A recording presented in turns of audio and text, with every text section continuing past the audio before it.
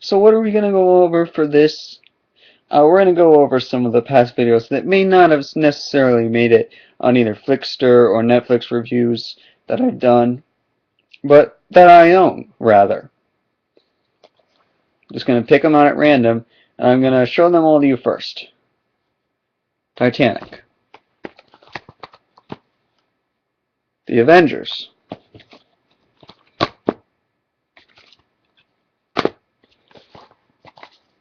We'll go to those later.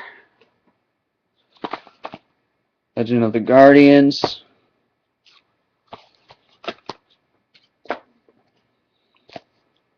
I don't think we need to do Deathly Hallows, so we'll put that one off to the side. Men in Black 3. I don't think I've done a review of that.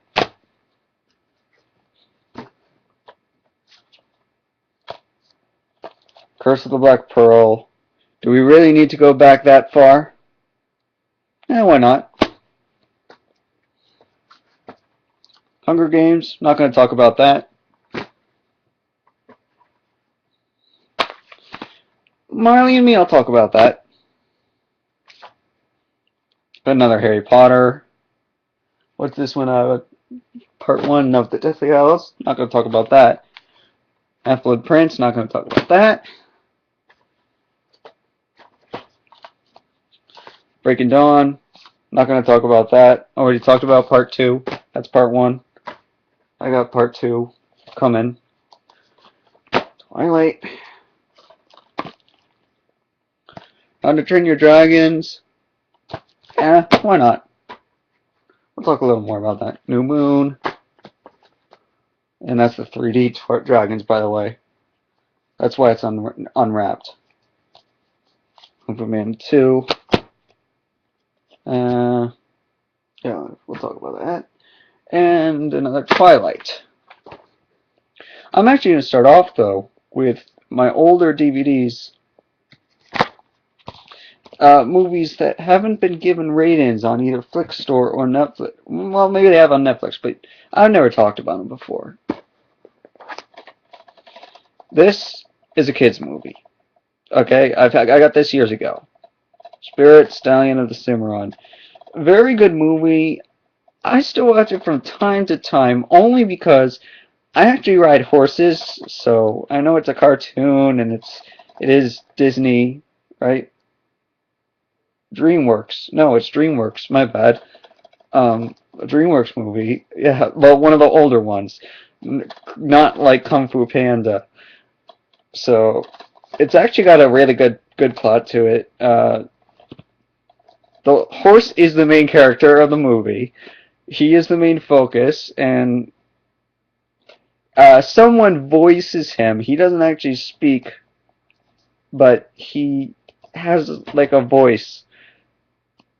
Someone narrates his thoughts. And he's not the only one who can talk. You can see in here, if I can show it up. Actually, this side would be better, wouldn't it? You can see that Indian there that's riding him. You know, the Stallion is a wild horse. Not to be confused with a Mustang, which is a horse that can, wait a minute. No, my bad. See, I always get confused by that. Stallion is not a wild horse. Stallion is a horse that can have babies. Baby horses. A Mustang is and they call him a Mustang in the movie. A Mustang is a wild horse. Anyway, the idea is that a wild horse can't be rode, and somehow this Indian here gets to ride him because he forms a good bond, but ultimately gets sent back to the wild, and this horse goes with him, the Indian's horse, because she falls in love with him. It's kind of interesting. Let's see. Hoodwink 2, I know I've rated on Flickster, but what about the original? I liked Hoodwink 2 a lot better. I bought this. I got it on Amazon for $1. Hoodwink 2, I actually don't know. I'm going to wait for the price to come down, and eventually I'll buy that, maybe. The other movie here that I have on DVD, the last one, is a movie called Titan AE. And really, if you're a Star Trek or a Star Wars fan, it says this is the movie Star Wars fans have been waiting for. Honestly, I think you would like this more if you were a Star Trek fan. It's more along the lines of that. But this movie is awesome. I'm going to read the back, actually. A reluctant young boy holds the key to the future of mankind in the palm of his hand. Ooh, sounds interesting. Skip ahead. It's the year 3028. Ooh, that's far into the future. 15-year, a vicious alien race called the Dredge. I'm adding that in. 15 years later, a young man named Cal learns he possesses a genetically encoded map to the Titan, a spaceship that holds the secret to the salvation of the human race. With the Dredge in hot pursuit, Cal blasts off with the new crew of the Valkyrie, and this is a boring summary. I'm gonna just tell you, it really is an exciting movie.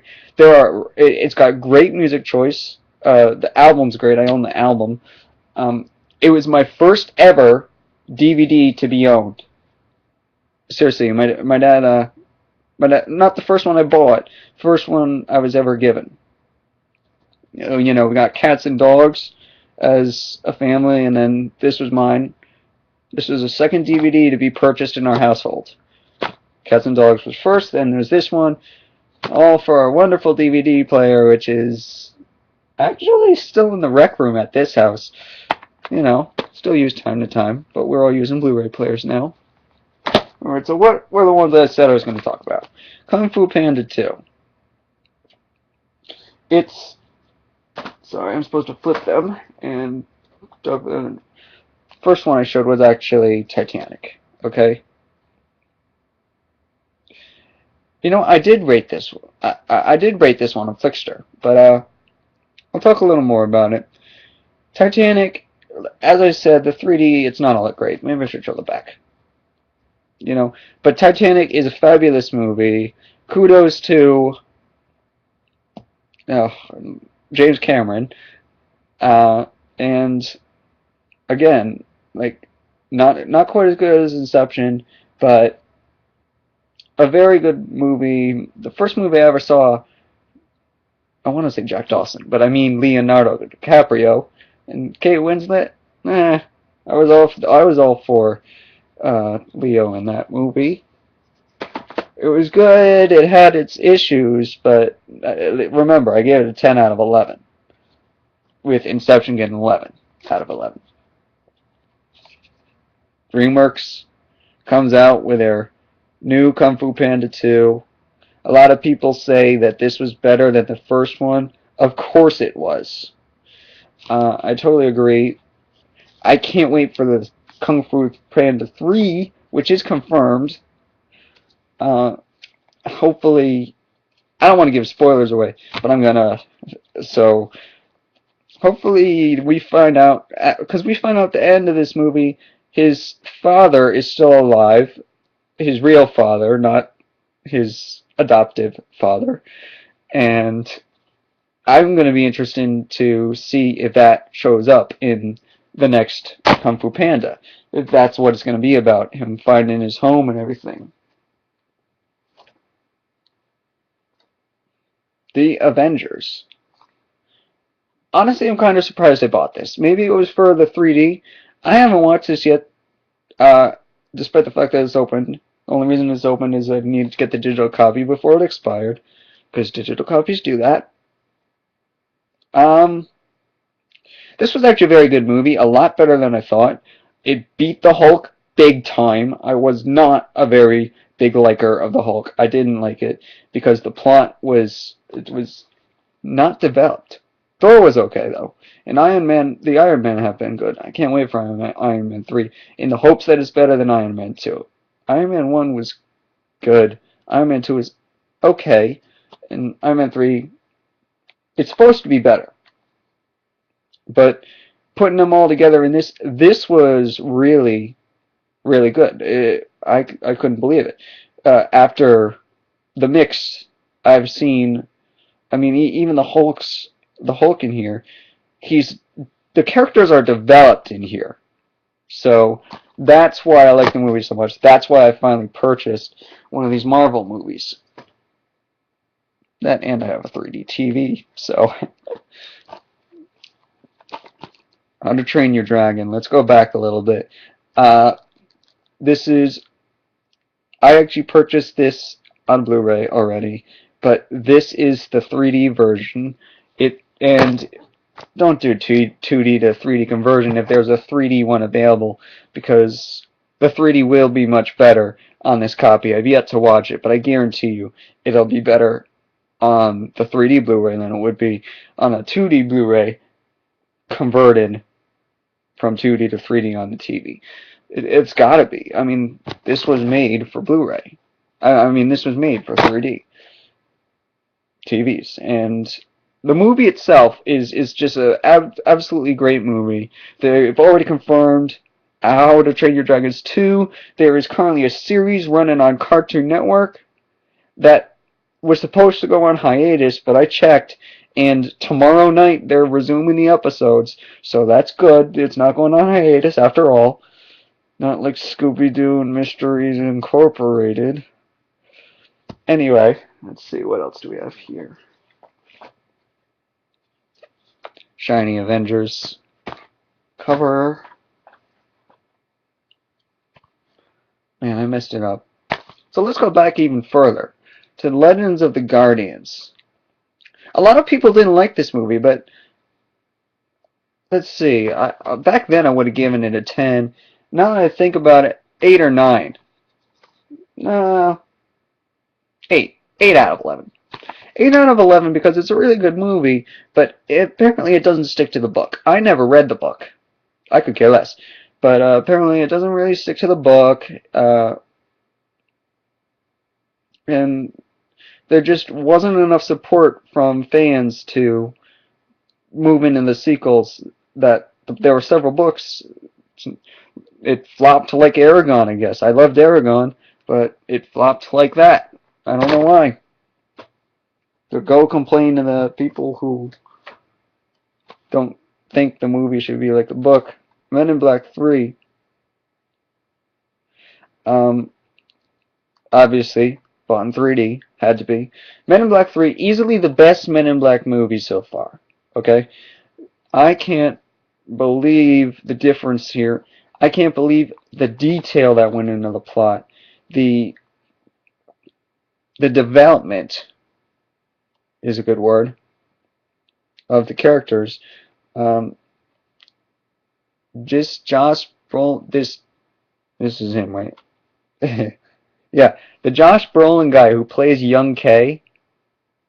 Because yeah, he doesn't. Tommy Lee Jones doesn't show up all that much in this film. But Will Smith does, of course. It's Will Smith and Josh Brolin, really.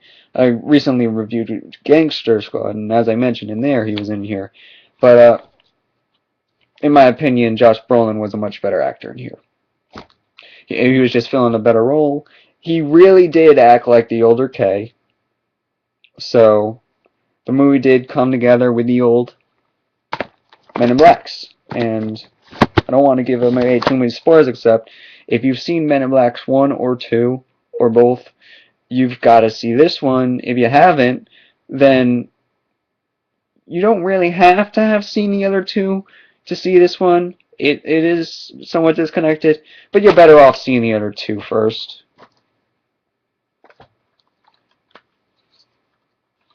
We'll do that one last. Do I have to talk about Pirates of the Caribbean? We have to go back this far, because if I talk about this one, I'm going to have to talk about the other three. You know what? Maybe we will do Marley and Me first. Okay, Marley and Me, Owen Wilson, great movie. Did it have to be like the book?